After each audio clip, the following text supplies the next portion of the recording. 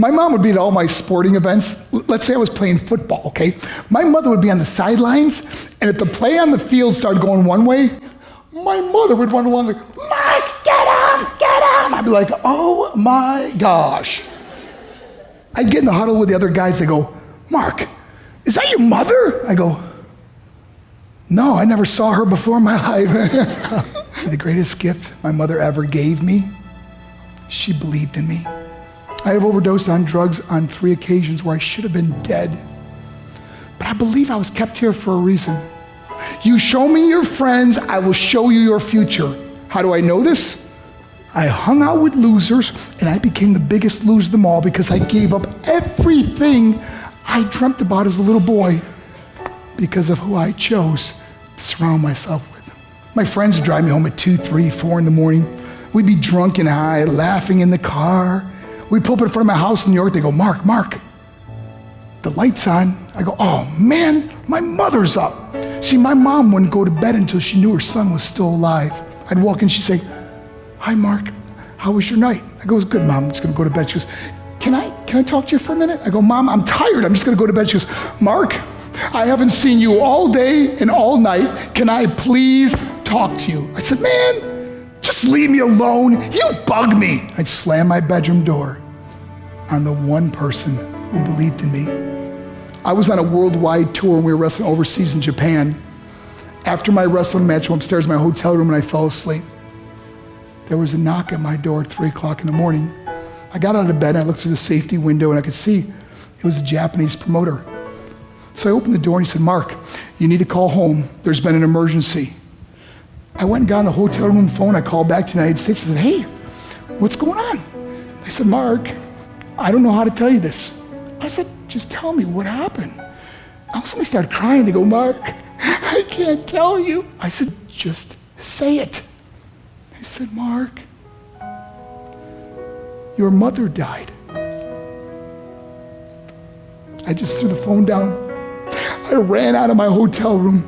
I took the elevator to the lobby, and when the doors opened up, I just ran out into the street. I mean, there was no cars, there was no people. It was 3 o'clock in the morning. And I walked down the middle of a street in Hiroshima, Japan, and I remember looking up and just saying, Mom, I am so sorry. I flew home for her funeral, and I was so nervous to walk up to her casket, so I just stood way in the back. And I kept looking from a distance. I kept thinking to myself, Mom, please wake up. Please get up. And then I finally got the nerve to walk up to her. And as I got closer, I could see my mom for the first time. I mean, she was so beautiful. She was dressed in white. I mean, she looked like an angel. And I just stood over and I said, Mom, you are my hero. Everything I am, everything I hope to be was because of you. You loved me so much. You gave me a life. You're the only one that ever believed in me. How did I repay her? By getting drunk, by getting high, by getting stupid, by hanging out with losers. For what? All she ever wanted to do was talk to me. I wish I could talk to you now, Mom. I wish you could see what I'm doing. Why couldn't I have been a better son? We are defined by our choices.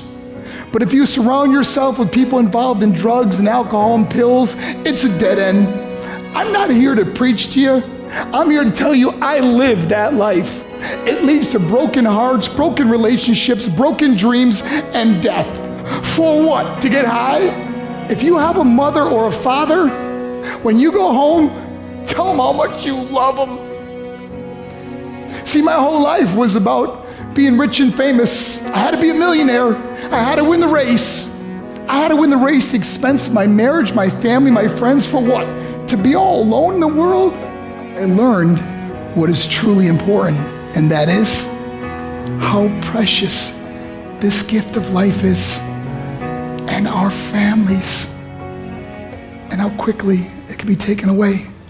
See, I no longer live in time, I live in moments. See, it's not what's in your pocket that matters, it's what's in your heart that truly matters. Love Love is just a word until somebody comes along and gives it meaning. You're the meaning.